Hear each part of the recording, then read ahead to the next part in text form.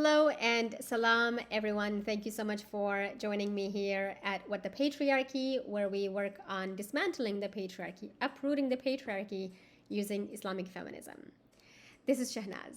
A few weeks ago, I did an interview with Dr. Karen Bauer and Dr. Firas Hamza on their co edited volume, An Anthology of Quranic Commentaries, Volume 2 on Women. This is what the book looks like. Right here, it's huge. It's also a very, very essential read. So the book was published in 2022 with Oxford University Press. The interview was originally done for the New Books Network podcast. I'm a host for the podcast and for the channel New Books in Islamic Studies. I'll share a link to the original audio interview in the description of this video because the discussion in this video is limited to Quranic verse 434. So briefly, the book is a collection of historical and contemporary commentaries on the Quran, tafsir on the Quran, with the specific theme of women. So it covers 5 issues. We have human creation and the idea of humans being created from a single soul. We have marital roles, specifically Quranic verse 434, and women's status and rights and roles in a marriage. Mary, the mother of Jesus, women's legal testimony, the idea of a woman's testimony being that of half of a man's, and Quranic ideas of modesty, or specifically veiling. A chapter is devoted to each of these topics, and each chapter includes classical, medieval, modern, and contemporary interpretations of these verses. And all chapters also include various Muslim perspectives, such as Sunni, Twelver Shi'i, Ismaili, Ibadi, and Sufi, and so on. With the exception of the chapter on Mary, each chapter also includes interviews with contemporary scholars such as Amina Wadud, Sadia Sheikh, Fariba Al-Asvand, Yusuf Sanai, and Nasser Qurbania. The interview was very engaging and a lot of fun, and we spoke extensively about Quranic verse 434 in particular. So I thought I would share here parts of that clip. I might share the conversation on the other topics in later episodes as well. So what's going to happen is the authors will introduce themselves, talk about their intellectual journey, tell us how they came to this book in particular, and then the conversation naturally flows into Quranic verse 434. So thank you for watching. I hope you enjoy this because I certainly did. Hi, Karen and Firas. Thank you guys so much for joining me today to talk about this amazing, amazing book called An Anthology of Quranic Commentaries. It's volume 2 on women, co-edited by the two of you. I'm so happy, as I was just telling you guys, that I got to read this book. I have notes all over it. I have WTFs written on the margins and like all over the page and LOLs everywhere. It's it's a fun read. It's also just really frustrating at times, and obviously very, very necessary. So thank you both for coming and talking to me about it today. Oh, thank you so much, Shahnaz, for inviting us to this podcast. We're really honored to speak to you about our book. Absolutely. So we'll begin with intros. We like to ask our authors to tell us about who they are and what their intellectual journey has been like, and then we'll get to the content of the book. Okay. So thank you, Shahnaz. My name is Firas Hamza. I did my doctoral studies in early Islamic history, really early, on sectarian theology and notions of temporary hellfire and temporary punishment, a kind of purgatory in Islamic theology, and how the different early communities understood that. That was at Oxford. I then became affiliated with the Institute for Ismaili Studies in London. I was there for many years as a research associate, and that's actually how I met Karen. But I met her just as I was leaving. I now live in Dubai. I've lived in Dubai since 2008, and I do something very different here. I look after a School of Humanities and Social Sciences. So I do much more of a dean's job, a kind of administrative job that looks after the humanities. But that's partly because of my interest and eagerness to promote humanities everywhere, because I think that's the key to most problems. So I now live in Dubai. I've been here 14 years, but I maintain my relationships, intellectual and personal, with colleagues from the Institute of Ismaili Studies. And that's where Karen and I met actually all those years ago. But then we suddenly somehow this converged intellectually on the topic of women, and we decided to work together. And that's where we are now. We've since produced the anthology. I'm currently working on a second book on women in the Quran, women in household, as we call it, households in the Quran. And that's where we are right now. So. And my name is Karen Bauer. I did my PhD at Princeton with Patricia Crona and Michael Cook. So I had an old-fashioned Orientalist training. And yet I was always really interested in questions and topics that would also pertain to people's lived experience today. And so, although I trained as a medievalist, I was interested in the genre of Quranic commentaries because I thought that, well, the Quran is relevant to everybody today, all Muslims today, and so why not look at this commentarial tradition that can stretch through time? And so, as I looked closer at that commentarial tradition, I actually realized how specialized it was, and I became very disillusioned with the commentarial tradition, to be totally honest. I wrote a monograph about it, gender hierarchy in the Quran, medieval interpretations, modern responses, and that's about some of this material and how and why it changes through time. And then the Institute asked me to do this anthology, and it was just great that Firas decided to join me on it, because it was a real meeting of the minds that I think we didn't quite expect it to work out that way. With his longstanding interest in translation and Quranic commentaries, and my longstanding interest in women and gender, and it just all came together in a great way. And separately, I've also gotten very into the study of emotions in Islamic history as well. So I think we both bring different interests from our particular kind of trajectories, and but they complement each other so well. I mean, I elided a little bit my own intellectual journey, and Karen was kind enough to remind me that I was interested in texts because I came from a literature background. I mean, my undergraduate was nothing to do with Islamic studies. It was in modern languages. I did, modern European languages. And I loved literature so much, and I loved texts. And that honed in me a sort of sense of, how do we interact with text, and how can text transform us? I mean, many years later, I would discover that there was a whole tradition of continental philosophy that had been thinking about that for a long time. But then at the Institute, I became involved with some, as Karen said, a couple of translation projects. And there were translations of commentaries, and that was, it was almost an impossible task, but I don't know how I was sucked into it. And I ended up learning a lot about how the Arabic language works. And it was a key to kind of unlocking that whole world of Arabic, medieval Arabic. But then it was also a key to unlocking how the Quran was viewed by those medieval exegetes.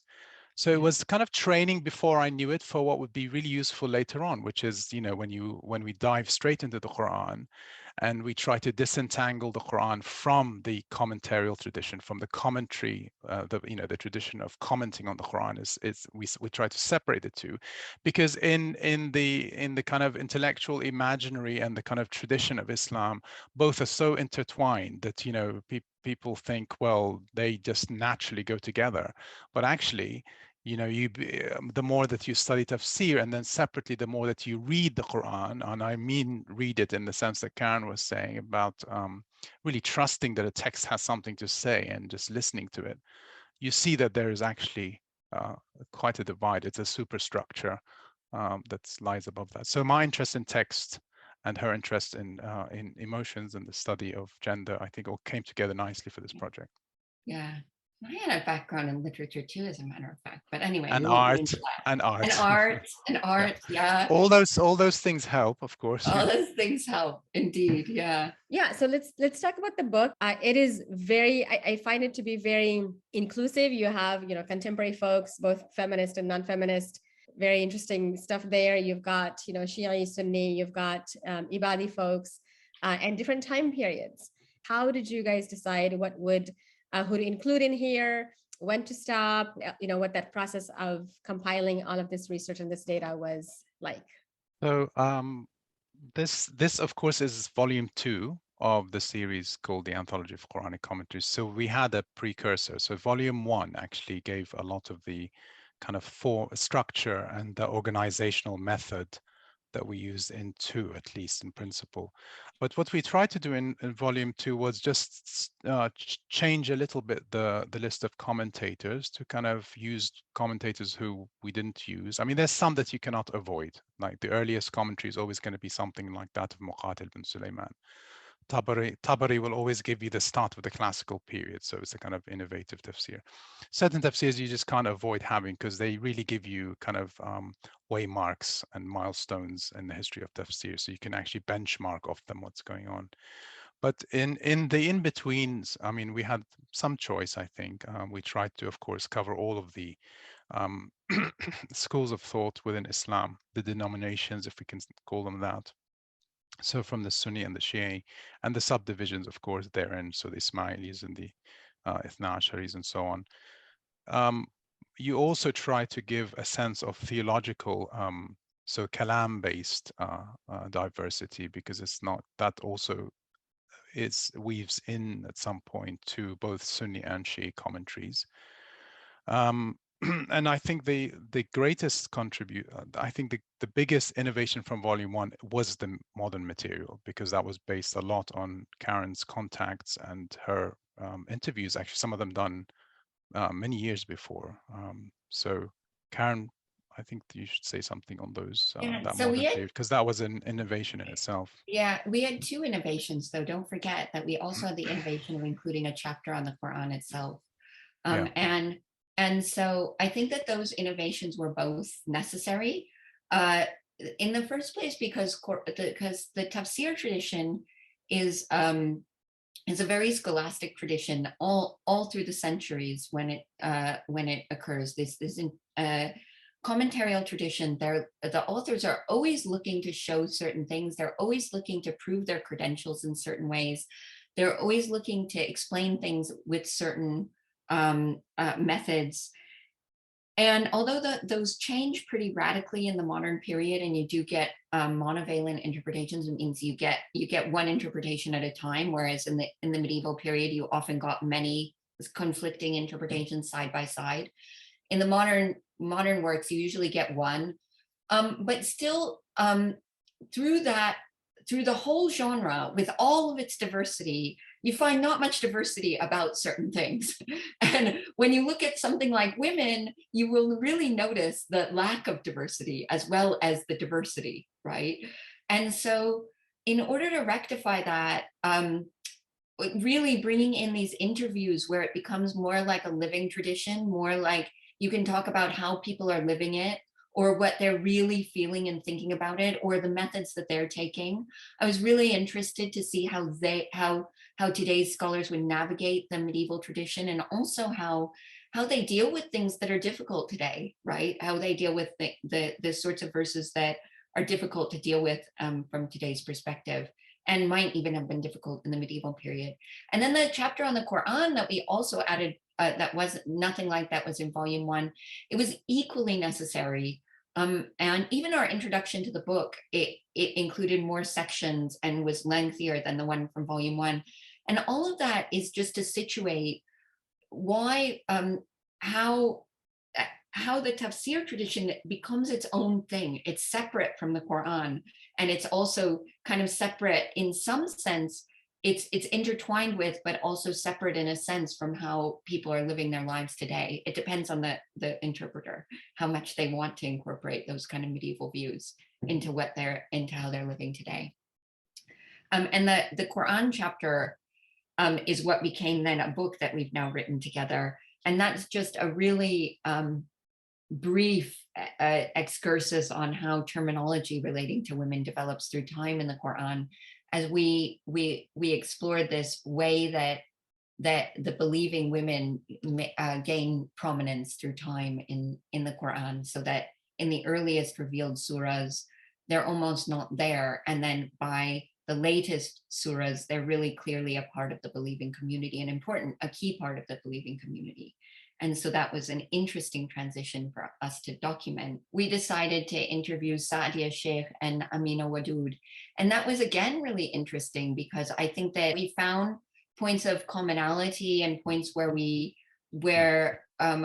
all converged. And then I think that there were equally points where sometimes Firas and I would have taken a different stance. What do you think, Firas? Yeah, that experience was interesting for me, of course, because I come from outside of the feminist debate, or interest in those issues, and you know, it's not an area of expertise at all by far.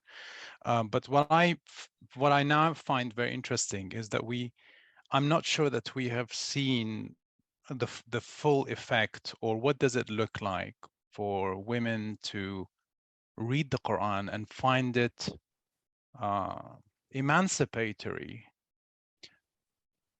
through all of its, through the entire text, the entire message, and not have to engage in, and I'll qualify this because I don't want to be misread, but not to have to engage in one or two methods, which is to disregard the tafsir tradition entirely, or to disregard the Quranic verses, those that might be thought of as problematic. I mean, either way, I think so. In other words, what does it take to understand the Quran in its context in 7th century Mecca in order to understand the values that are underpinned by that story told in the Quran about 7th century Mecca? And I find that sometimes I think people scholars feminist scholars perhaps,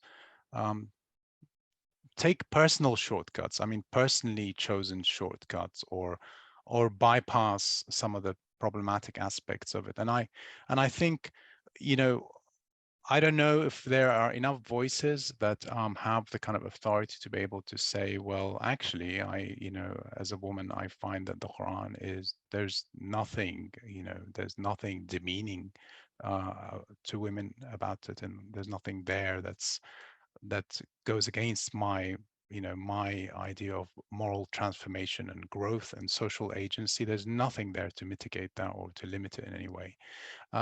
What I've seen from the reactions I could see from both the scholars that we interviewed that Karen mentioned, was a way to write out parts of the Quran, for example, because they were uncomfortable, and they could. There's no way that there could be spirituality in that text, and that text have those verses. That's just an incompatibility. You cannot have spirituality as we understand it in the modern day, and then there be verses like those verses in the Quran, for example, 434, and what's the other one from Al-Ma'idah for the thief and right, Yeah.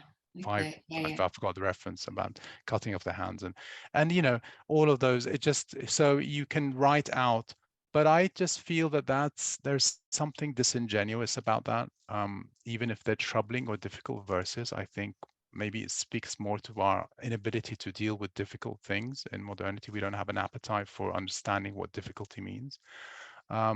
So that's interesting as a kind of different conversation. But what I learned from those interviews is that I still cannot see an example of a kind of position that truly embraces the Quran in all of its aspect, and comes out emancipatory at the other end, as opposed to comes out by deciding to cut out bits of the Quran, or to become patriarchal, actually, to become pro-patriarchal, which is the other tendency, is that they reinforce the male hegemony of tafsir. I mean, you've seen, I mean, there's no shortage of women scholars, as Azhar scholars as well, who are women, very well known, who actually, just bolster the traditional, the traditional interpretation, which was always that of the males. I mean, the scholastic tradition was, as Karen and I always say, it was, entirely scholastic, entirely male tradition, writing, and as in any scholastic tradition, just like you and I, all three of us here, we write for each other. So those males wrote for each other. I mean, it was an exercise in showing off to one another, or kind of seeking the views of one another indirectly through scholarship. But for that very reason, there was no presence of women's issue, nobody could conceive of why they would have to kind of give the time of day to a woman's issue that is the only thing now. Actually, now it's the other way around. So Yeah. It was really an interesting journey for me because at first I really thought that the tafsir tradition represented what the Quran said.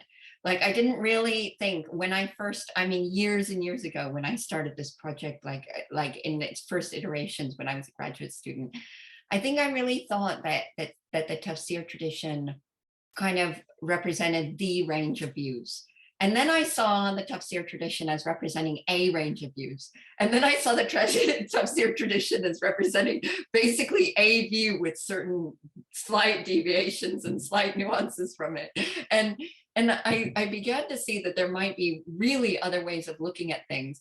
And what I think about was really fascinating, yeah, about the interviews of people maybe who I think are intellectually more on our page in terms of being emancipatory themselves is exactly what Firas said, is that it seems that for many people an emancipatory reading is a reading in which certain parts of the Quran have to be written out or become meaningless, right? Or have to, and that's true as well of like say Fazlur Rahman, the idea that there are bits that are laws that are just stuck in one time, and then there are bits that are timeless. But I mean, and I think that's a dynamic that's really interesting in that when for people who look at it as a historical text as we do, and seek to put it in its historical context. But and as the exegetes did, in fact, as well, they were of course looking to put it in its historical context. But then everybody's also seeking to see, wants to see, well, what does that actually mean? What is the greater import there of that? And as Firas said, it was interesting because in the interviews, I think that also was done at a time when we were starting to take our own readings, and so it was an interesting process for us. I mean, it was a great honor as well to interview such great scholars, and to also find the points of similarity. Like I recall that there's that idea of barbed wire moments in the Quran that we were talking about with Sadia, where there are these moments that might test you, that are there just specifically in order to test you, to see if you're going to do the thing that you could do, but that would be worse for you, or if you're just going to take a higher ground there, And that was a really interesting conversation for me to be a part of, because both Firas and Sadia had thought about that as Muslims, and it was really it was a really nice conversation to hear happening, actually. Yeah. What might it mean if we didn't discount all those verses, but if we saw them in a way that saw them as a test or a part of a test? Yeah. So thinking about the conversations in which this idea of saying no to a certain part of the text, Amina Wadud she's famous for saying no to, but she doesn't say no to the text, though. I think it's really important. She's very careful, I think, when she says, I'm saying no to a literal reading of the text, or I'm saying no to a violent interpretation of the text. And I think that I find that really important, in that, I know the text is there. This is still from God. So something is happening here. But as far as we're able to have multiple as far as there are multiple possibilities of this text, I'm going to say no to the violent ones. I also found that discussion interesting where Sadia Sheikh also says, this is a test. God is testing us, and there's a violent way of reading it, and there's a non-violent way of reading it. And if we have, it's like this, what are our ethics, and what results are we going to come up with? And I'm familiar with that in other religious traditions, that there's a certain etiquette of reading scripture, and we should always aim for the best, most beautiful one, which is also in the Islamic tradition. Well, one of the things that's ironic is that I think history here is always misused, I think. So one of the ways to be historical is, of course, to say that the Quran, is all 7th century. And so you just put it back there in the 7th century and you forget about it. I mean, that's, in a sense, that's what most academics do in Islamic studies who are, come from a kind of Orientalist pedigree, I suppose. In a sense, they're just saying it's all 7th century, and you can understand it either by reducing it to 7th century Arabia or Judeo-Christian late antique precursors. The other way to do it is to do history and say, well, let's be true to that history and let's relive it. And that's the other extreme, which is to actually enact the text as it is. And so that does violence to history as well. So in a sense, one is a redundant approach and one does violence to the approach. And I mean, I always think that isn't it ironic that the Quran says that, has that, that violent moment in that verse, but it's a 7th century text, but we have violence all around us from just a few decades ago towards women. I mean, in Western countries, the ones that Today. I mean, Yeah. no, I mean, without any kind of legal penalization. I mean, actual laws that say you cannot beat up your wife, you can, rape is this, and so only till very recently. So I think when you forget about all of that, you forget that actually you have a 7th century problem, not a 21st century necessarily. But my problem with that is that if you don't read the text literally, you won't understand the historical context. And if you don't understand the historical context, you won't be able to universalize the spiritual message. So you have to read the text literally in order to understand it literally, because literally that's what was going on in the 7th century. So history requires a literal reading, and there's nothing wrong with a literal reading. I mean, who doesn't read literally? I mean, are you telling me that some people skip lines in a novel or a page, or insert a metaphor when they meet a, when they meet a For us, as a matter of fact, I actually skip huge you chunks of novels. When, like the girl with the dragon tattoo, that whole rape scene, I was like, I skipped that whole bit. Anyway, never mind. Yeah. Well, you know what I mean. I mean that when we read literally, because that's, I mean, I'm going back to your point about, I mean, about dudes choosing not to read it literally, because that would suggest that those words in the verse number 34 are not to be read as they stand on the text. But then that, I mean, once you start doing that to all of the aspect of the Quran that Karen was mentioning, you don't understand the relation it has to the overall message of the Quran and the relations between individuals in that community in 7th century Mecca. And if you don't do that, you won't understand what it meant to say that in 7th century Mecca, what the purpose of that is, for you then to be able to apply it to our modern context, you see. Right. Apply it not literally, Firas means, but apply what do you mean? No, I said I didn't make a mistake. I said that the universalizing aspect of the spiritual experiencing, and the spiritual, by the way, this, when I say spiritual, we don't want to be understood as something wishy-washy and everybody does their own thing. No, spirituality is about the actual others and doing things, behaving in a certain way towards others. That's the only way that you grow spiritually. So it involves work, involves a lot of trouble for the self, because everybody's most individuals are self-obsessed, so it's a lot of hard work, but how are we to translate that experience from the 7th century to 21st century unless we read literally and unless we understand the history behind it? So that's, I think, for me, important.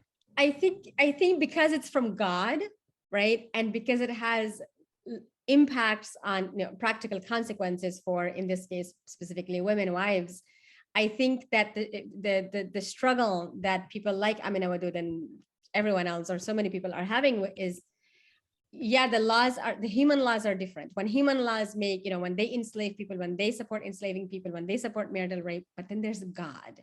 And this is a text that is, yes, it's from the 7th century, but it's, it is for all times, and it can complicate a person's relationship so much to think that a God who created you just like everyone else is allowing for something like this. And I think also the literal here, to me, when I read it in Amina Wadud's gender jihad book, it was more of there are many, the obvious literal, the most common interpretation of daraba is to hit, but there's alternative possibilities, and those are not literal. So daraba can also mean, I think you guys discussed this also, like this, separation and so on. But the idea being, we're struggling so much with this. I mean, in Pakistan, just a few years ago, I think it was 2015, 2016, the province of Punjab in Pakistan decided to illegalize domestic violence, specifically violence against wives and women.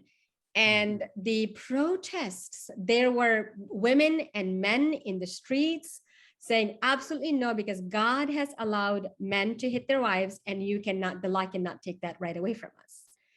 I think so this is, yeah, go ahead, Shahnaz, go like ahead.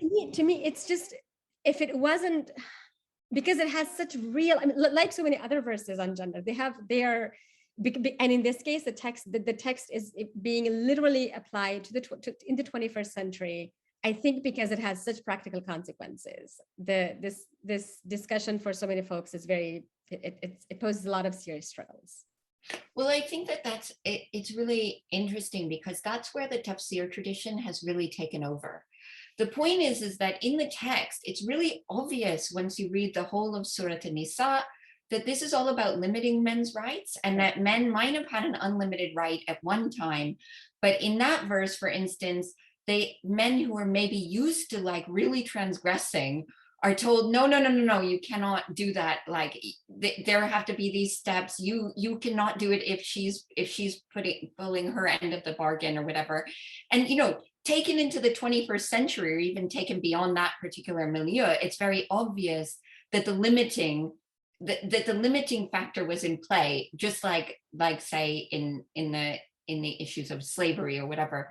The limiting factor was in play, and therefore the kind of moral high ground is not to do that, right? It's just really, really clear, right? That's even the case in the 7th century. The moral high ground was not to do it, right? Because all of those verses that are around that also have to do with kind of men not transgressing the rights of the vulnerable people, right, that are in their care, because they are in these households, and they're patriarchs in the households, and there are lots of people that they're having to look after, and they're liable to transgress those rights, right? And so, or they're liable to transgress the rights of those people. And so, but here's where you see that the tafsir tradition could easily have taken that view. It could so easily, any one of those guys in the early period could have just said, well, looking at the prophet's example of he never hit his wives, looking at the way that the verse is, and they all admit that it's a 3-step solution and that you're not allowed to transgress. But then when you look at how they translate it into fiqh, they say, but really, a husband has the right to beat his wife and not be punished unless he kills her. Right? This is obviously not what's going on in the Quran at all, right?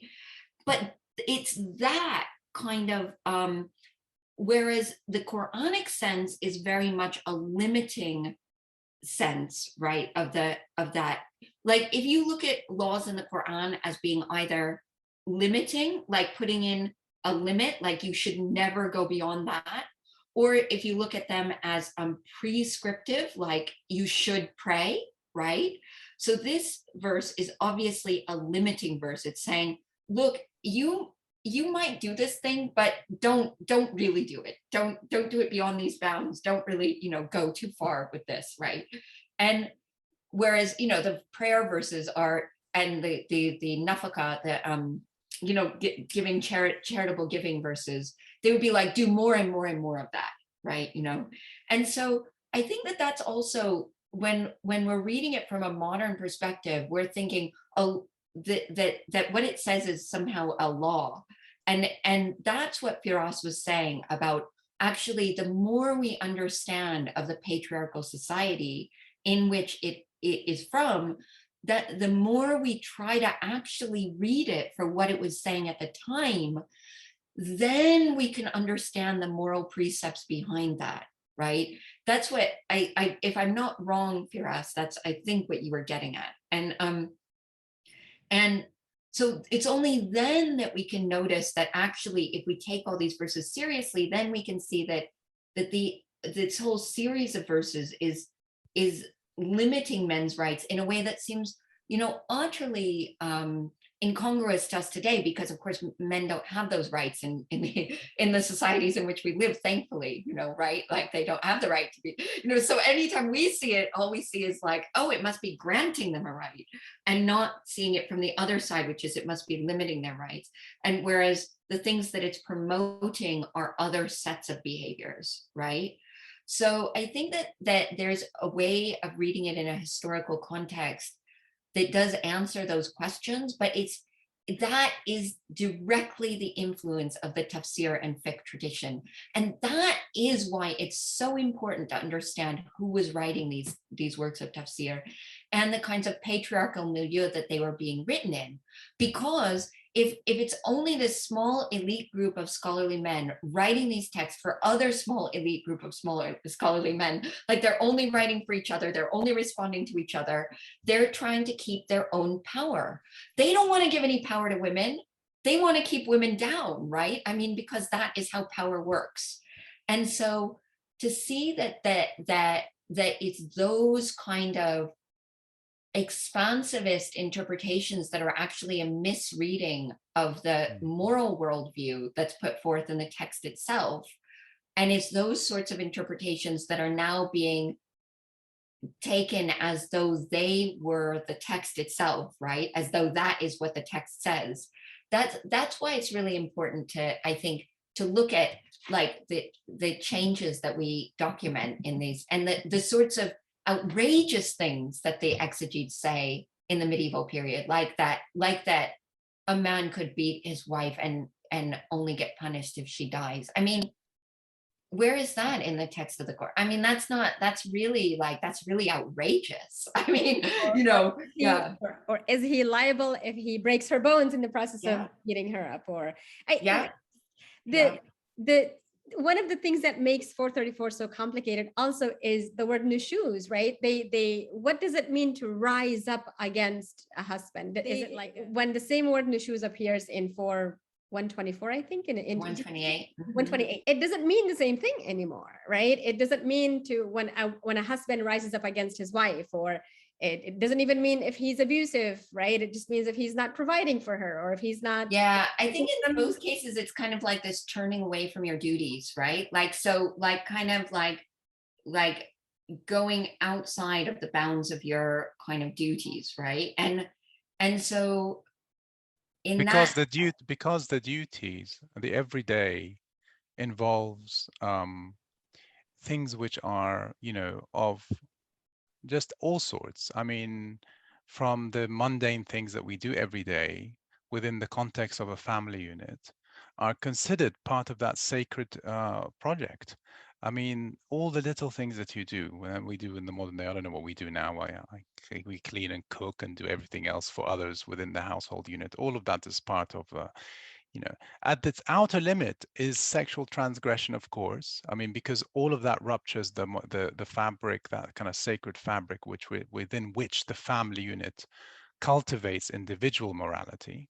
And so both cases of those nushuz, and they're asymmetric precisely because we're in the 7th century, and the men have that kind of social higher ground. The problem is, of course, that 21st century men think that they're 7th century men. So of course they'd be upset about the laws that you were talking about, Shehnaz, because those laws, deprive them of that sort of kind of social power and the privileges that they thought they had. But they, if only they knew they were being so, if they realized actually that they no longer have to be 7th century men, they'd be grateful for those laws, because there would be no more pressure to be, to kind of act in macho ways, supposedly. Yeah.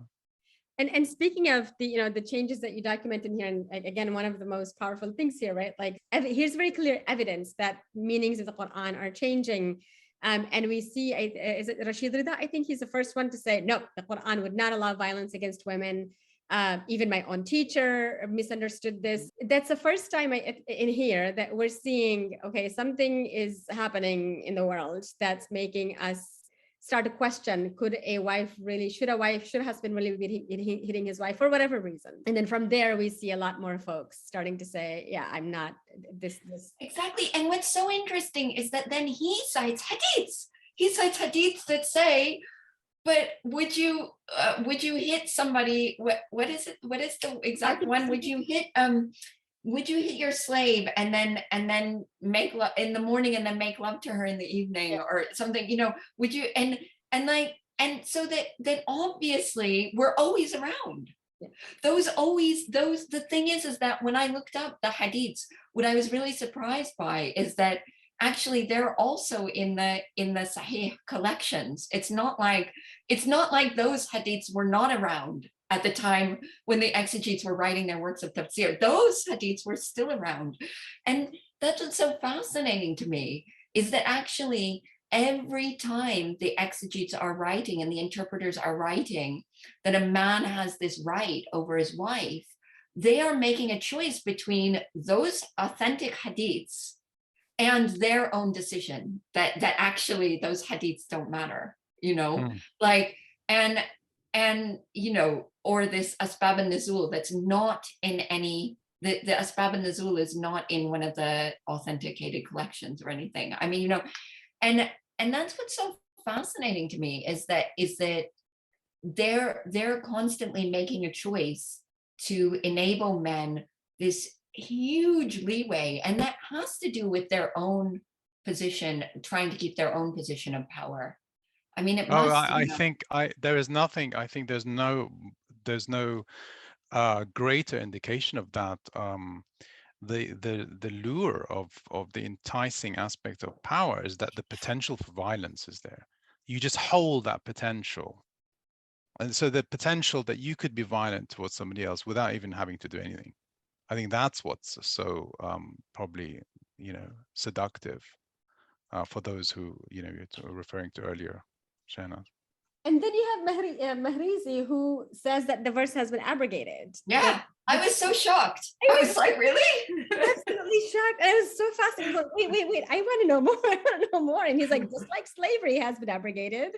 I find that discussion very helpful, the abrogation one, because most Muslims are going to be very hesitant to say, yes, slavery is still okay. That works very well. That it might just be describing something or a reality, or the prescription or permission is not like, okay, this is for all times and this will work in all contexts, but potentially just for a specific one. So yeah. I mean, to pursue your little remark there, we are so given into assuming that there are sort of responsibilities administered and duties expected from, and rights granted by state structures and all of the elaborate machinery of the state, that we forget that the Quran was sent to a little town or village in the 7th century and was trying to control and give things and make sense of the legal nature between individuals.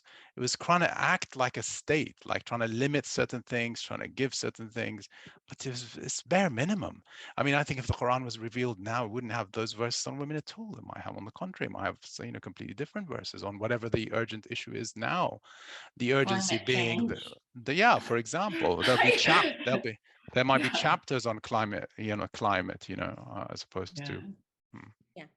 Thank you both for this, and also for this incredible book. I look forward to the next book that we will also be doing on the New Books podcast. So yeah, we're very happy to be. Thank you both so much. This was a total pleasure. Yeah. Thank you, Shahnaz. Yeah, so that was a part of my conversation, a part of my interview with Karen Bauer and Firas Hamza on their book that I really cannot recommend highly enough. This one, an anthology of Quranic commentaries, volume 2, on women. This is what it looks like. Of course, that discussion was limited to Quranic verse 434 and the idea of marital responsibilities, marriage, women's rights and roles, and so on, is in the Quran and in the 7th century context. I found it very helpful. It answered so many questions that I've personally had about 434 and the Quran and women in the Quran. And I hope that it was helpful to you all as well. You can listen to the interview in full on the New Books Network podcast, which I'm providing a link to in the description of this video. And the rest of the conversation will have to be available in future episodes on this channel. Thanks so much. Salam.